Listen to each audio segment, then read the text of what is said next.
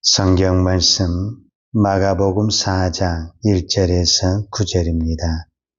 예수께서 다시 바닷가에서 가르치시니 큰 무리가 모여들거늘 예수께서 바다에 떠 있는 배에 올라앉으시고 온 무리는 바닷가 육지에 있더라. 이에 예수께서 여러 가지를 비유로 가르치시니 그 가르치시는 중에 그들에게 이르시되 들으라. 씨를 뿌리는 자가 뿌리러 나가서 뿌릴새 더러는 길가에 떨어짐에 새들이 와서 먹어버렸고 더러는 흙이 얕은 돌밭에 떨어짐에 흙이 깊지 아니하므로 곧 싹이 나오나 해가 돋은 후에는 타서 뿌리가 없으므로 말랐고 더러는 가시떨기에 떨어짐에 가시가 자라 기운을 막으므로 결실하지 못하였고 더러는 좋은 땅에 떨어짐에 자라 무성하여 결실하였으니 30배나 60배나 100배가 되었느니라 하시고 또 이르시되 들을 끼는 자는 들으라 하시니라. 아멘. 사복음서에 보면 예수님은 이 천국 복음, 하나님의 나라에 대해서 말씀하실 때 비유를 사용하셨습니다. 네, 특별히 마태복음 13장 이 전체는 우리가 비유장이다 이렇게 말합니다. 거기는 약 7가지 천국에 대한 비유가 납니다. 천국은 마치 겨자씨와 같다. 작은 것인데 이렇게 크게 된다는 어떤 그런 의미를 설명하고 있죠. 자, 오늘 성경에서도 보면은 예수님께서 비유로 가르치시니 그랬어요. 오늘 4장 2절에 보면 이에 예수께서 여러 가지를 비유로 가르치시니 그랬어요. 자, 왜 예수님이 비유로 가르친 그 의도가 무엇인가? 오늘 4장 1절에 답이 나와 있어요. 예수께서 다시 바닷가에서 가르치시니 큰 무리가 모였거늘 그랬어요. 그러니까 지금 예수님 앞에는 수많은 무리가 있어요. 이 무리들에게 가르칠 때 비유를 썼다라는 거예요. 그리고 10절에 보면 오늘 제가 다 안 읽었는데 이 10절에 보면 예수께서 홀로 계실 때에 함께한 사람들이 12제자와 더불어 그 비유들에 대하여 물으니 그랬어요. 그러니까 지금 예수님의 앞에는 큰 무리도 있고 제자들도 있어요. 이 모든 사람들에게 예수님이 하나님의 나라 천국에 대해서 비유로 말씀했는데 이 비유의 내용을 무리도 모르고 제자들도 모르는 거예요. 의미를 몰라요. 의미를. 그런데 이제 예수님이 말씀이 끝나니까 무리는 다 가고 누가 남게 되냐면 제자가 남게 된 거예요. 그래서 이 제자들이 예수님에게 물으는 거예요. 이 비유가 무슨 뜻입니까? 이거를 다 알았다면 이렇게 질문하겠어요? 모르니까 질문을 했죠. 그래서 이제 그제서야 예수님이 왜 내가 비유로 말씀한 그 의도를 이야기하는데 그게 11절에 이르시되 하나님의 나라의 비밀을 너희에게는 주었으나 이게 지금 하나님의 나라의 비밀이라는 거예요. 사실 그렇죠. 우리는 하나님에 대해서 잘 모르죠. 그런데 예수님이 지금 그 하나님의 나라의 비유를 뭘로 설명을 했다는 거예요? 비유로, 비밀을 비유로 설명을 했다는 거예요. 주었으나 외인에게는, 여기서 외인은 제자들 외에 무리를 말하는 거예요. 무리는 모든 것을 비유로 하나니 이는 그들로 보기는 보아도 알지 못하며 듣기는 들어도 깨닫지 못하게 하려 돌이켜 제사함을 얻지 못하게 하려 함이라 하시고, 즉 결국은 예수님이 여기에 수많은 사람들이 모였는데 이 하나님의 나라의 비밀을 비유로 설명하신 것은 이 수많은 사람들에게는 그것을 비밀로 감춰놨다라는 거예요. 그리고 누구에게 이 비밀을 가르쳐 주냐면은 제자들에게만 가르쳐 준다라는 거예요. 그럼 왜 예수님이 이렇게 차별을 두었냐? 어떤 부분에서는 구별한 거거든요. 무리와 제자를 구별한 거예요. 그게 왜 그러냐? 무리는 하나님의 나라에 관심이 없습니다. 굉장히 중요해요. 무리가 지금 예수님에 온 것은 하나님의 나라에 관심이 있어서 온 것이 아니라 내 필요를 어떻게 하면 채울까? 여기에 관심이 있어서 예수님에게 온 사람입니다. 이 사람에게는 하나님의 나라를 설명해도 듣지도 않을 뿐더러 관심이 없습니다. 그래서 예수님께서 처음에도 그렇고 마지막에도 그 단어를 썼냐면 들으라. 들으라는 거예요. 그리고 마지막에는 뭐냐면 4장 9절에 보면 또 이르시되 들을 귀 있는 자는 들으라. 그러니까 우리의 마음이 하나님의 나라에 관심이 있을 때 예수님의 말씀이 들립니다. 그러나 내 필요에 관심 있는 사람은 내 필요에 대한 이야기를 했을 때는 말씀이 들리지만은 하나님의 나라에 대해서 이야기할 때는 말씀이 들리지를 않습니다. 그래서 이것을 비유로 통해서 비밀로 했다라고 말할 수 있습니다. 왜냐? 제자들은 이것을 알아야 됩니다. 왜 제자들에게는 그러면 그 비유를 다시 구체적으로 설명을 해주는 거예요. 이 씨를 뿌리는 것은 말씀이다.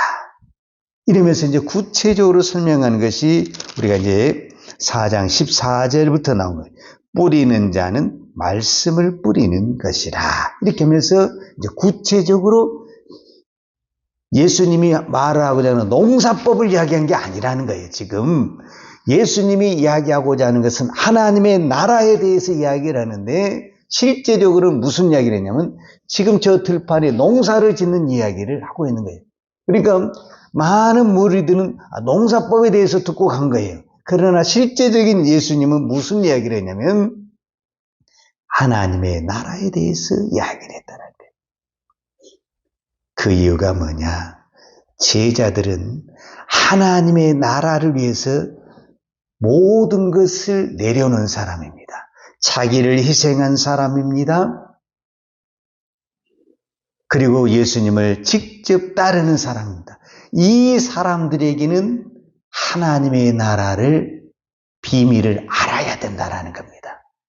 그래서 이 사람들만 별도로 그 비유를 풀어주셔서 자세하게 가르쳐 주십니다. 그런데 무리는 그냥 비유로만 끝나는 겁니다.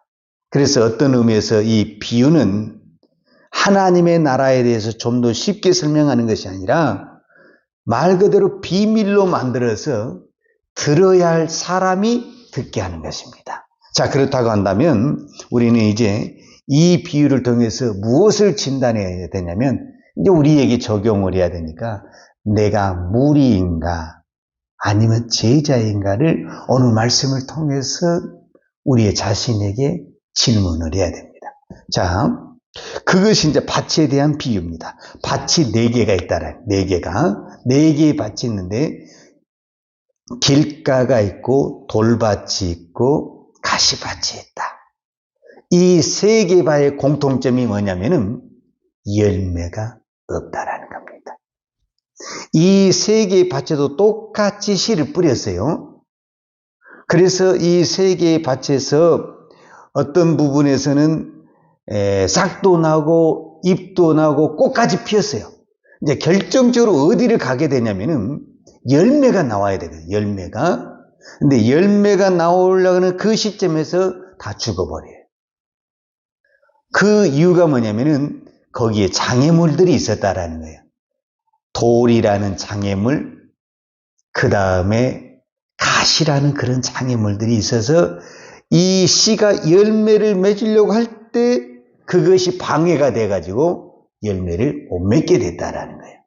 그런데 좋은 땅에는 어떻게 됐냐? 이 씨가 잘 자라서 열매를 맺었는데 얼마나 많이 맺었냐? 성경은 30배, 60배, 100배가 맺었다. 이렇게 이야기를 하고 있는 거예요. 그래서 마태복음에서 예수님도 이거를 다시 이렇게 설명을 했어요. 무엇을 어떻게 설명했냐면 마태복음 산상수훈 7장에 보면은 이 사람의 신앙은 무엇으로 알 수 있느냐? 열매로 알 수 있다. 이렇게 표현을 했거든요. 그러면 이 열매가 뭐냐라고 말을 했을 때 마태복음 5장에서는 너희는 세상의 소금이다. 너희는 세상의 빛이다 하면서 마지막에 너희의 착한 행실을 보고 하늘에 계신 너희 아버지께 영광을 돌리게 하라. 이 착한 행실이 뭐냐 했을 때 마태복음 7장에서 이거를 열매로 표현을 했더라. 열매로. 그러니까 그 사람의 열매를 보게 되면은 그 사람이 어떻다. 즉, 이 나무가 무슨 나무인지 모른다라는 거예요. 근데 이 나무에 무화과가 열매라는 열매가 열렸다. 그러면은, 이 나무는 무화과 나무구나. 이렇게 우리가 아는 것처럼 열매를 보고 한다라는 거예요. 자, 그러면은 이 세 개의 밭과 좋은 밭의 차이점이 뭐냐 하면 바로 이 부분입니다. 무리는 씨가 열매를 맺는데 방해를 한다라는 거예요. 잘 새겨드려야 됩니다. 이게 비유에 하나님, 예수님의 마음이 의도가 들어있는 게 뭐냐면은 우리는 예수님의 씨를 잘 키워서 이 하나님의 말씀이 내 안에 들어와서 이 말씀이 열매가 되게끔 우리가 거기에 희생도 해야 되고 헌신도 해야 되고 영양분을 줘야 되는 거예요. 즉 좋은 밭은 왜 좋은 밭이냐면은 하나님의 말씀이 떨어졌어요. 씨가 떨어졌어요.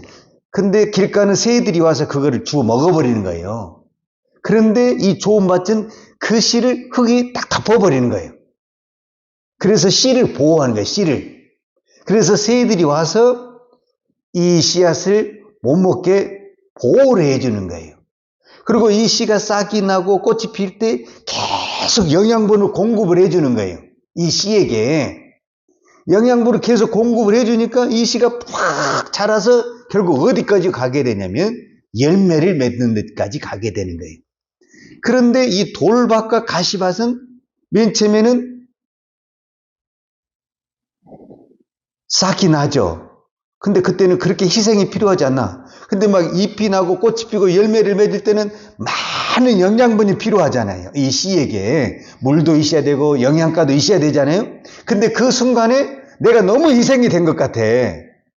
아니 내가 지금 예수를 필요로 해서 샀는데 내가 오히려 여기에 다 쏟아내야 되니까 내가 희생을 해야 되는 것 같고 내가 손해를 본 것 같고 내가 모든 걸 쏘아 부어야 되는 그런 느낌을 받게 되는 거예요. 그러니까 여기서부터 이제 이 걸림이 되기 시작하는 거예요. 걸림이. 이 걸림이 되고 갈등이 일어나고다 보니까 이제 이거를 씨를 자꾸 누르게 되는 거죠, 우리가. 왜냐면은 이게 자꾸 씨가 흐르면 더 많이 쏟아 부어야 되잖아요. 근데 내가 안 쏟아 부으니까 결국 어떻게 돼요? 씨는 잎도 피었고 꽃도 피었지만은 열매를 맺으려면 어떻게 돼요? 더 많은 영양분을 받아야만이 열매가 되는 거잖아요, 사실은. 근데 이 결정적인 순간에 안 되는 거예요. 이게 물이라는 거예요. 그래서 무리와 제자는요, 어떤 부분에서는 이 싹이 나고 꽃이 필 때까지는 그냥 같이 이렇게 그냥 거의 비슷한 것 같아요. 근데 이 결정적인 열매를 맺을 때 딱 보면은, 이게 제자구나. 이게 무리구나. 이게 보인다라는 거예요. 결국 그래서 뭐가 없냐, 무리는 열매가 없다라는 거예요. 자, 이 밭에 비유해서 잘 봐요. 그러면은 이 씨를 좋은 밭에만 뿌려야지 이 길가나 돌밭이나 가시밭 뿌려가지고 씨가 얼마나 낭비가 됐습니까? 하나님의 나라가 너무너무 낭비가 된 것 같잖아요. 그렇지 않아요. 하나님 온 땅에 씨를 낭비하는 거 다 같이 뿌려요. 근데 결정적인 밭이 하나가 있어요. 좋은 밭이. 좋은 밭이 30배, 60배, 100배가 돼버려요. 그러면 이 세 개 밭에서 다 손해를 본 것을 이 한 밭이 다 수확을 해버려요. 그래서 하나님의 나라는 손해가 없어요. 그러니까 세상의 사람들이 봤을 때 우리가 씨를 막 뿌리게 되면은 자, 저거 다 손해 아니냐. 절대 하나님의 나라는 손해 나지 않아요. 좋은 밭 하나만 있으면 이 밭이, 세 개 밭이 손해 본 것보다 기본이 30배잖아요.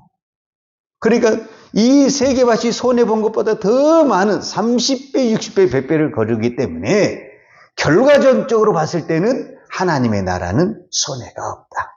그러나 이 땅에는 이 비유에서 펴는 것처럼 열매를 맺지 못한 밭이 3개나 되잖아요.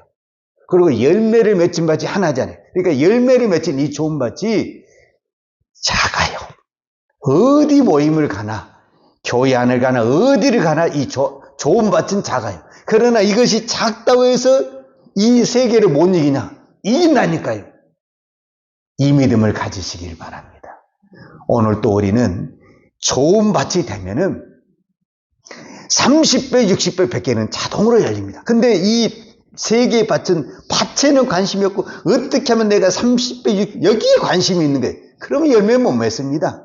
우리는 열매에 관심이 없습니다. 좋은 밭을 만드는 겁니다. 좋은 밭을. 좋은 밭이 되면은 30배, 60배, 100배는 자동으로 됩니다. 오늘 또 우리는 이 좋은 밭을 만들기 위해서 이 새벽에 기도합니다. 오늘 또 주어진 말씀을 통해서 오늘 이 땅에 나를 통해서 하나님의 나라, 하나님의 좋은 열매들이 일어나기를 축복합니다. 기도하겠습니다. 하나님 아버지 감사합니다. 오늘도 저희들에게 말씀을 듣게 하시니 감사합니다. 주님이 들으라. 들을 귀 있는 자는 들으라고 그랬는데 우리가 이 말씀을 듣고 이 말씀을 열매를 맺기까지 너무너무 많은 수고와 갈등과 번뇌가 있습니다. 하나님 이것을 우리가 잘 이겨낼 수 있도록 믿음을 주옵소서. 은혜를 주옵소서. 때로는 우리도 포기하고 싶고 놔버리고 싶고 모른 채 하고 싶을 때가 있습니다. 하나님 이 마음을 믿음으로 이겨낼 수 있는 은혜를 주옵소서. 주님이 그 은혜를 주실 때 그것을 감당하여 정말 좋은 열매 30배, 60배, 100배가 되는 열매를 맺을 줄로 믿습니다. 오늘 또 이 믿음을 가지고 기도하는 종들 되게 하여 주옵소서. 예수님의 이름으로 기도하였습니다. 아멘. 유하는 내게 복을 주시고 너를 지키시기를 원하며 유하는 걸굴로 내게 비추사 은혜 베푸시기를 원하며 유하는 걸굴을 내 길로 행하이드사 평강 주시기를 원하노라. 이제는 우리를 위하여 십자가에 돌아가신 우리 주 예수 그리스도의 은혜와 독생자를 보내주신 아버지 하나님의 그 크신 사랑과 성령님의 풍성한 은혜가 오늘도 오직 믿음으로 하나님의 아름다운 땅에 대해서 이 땅에 선한 열매를 맺기를 원하는 사랑하는 주의 종들 머리머리 이해와 이 나라의 민족과 한국 교회 위에 온 열방에 이 생명의 복음을 증거하는 선교사님들 위에와 사랑하는 주의 자녀들 머리 위에 이제부터 영원토록 함께 있을지어다. 아멘.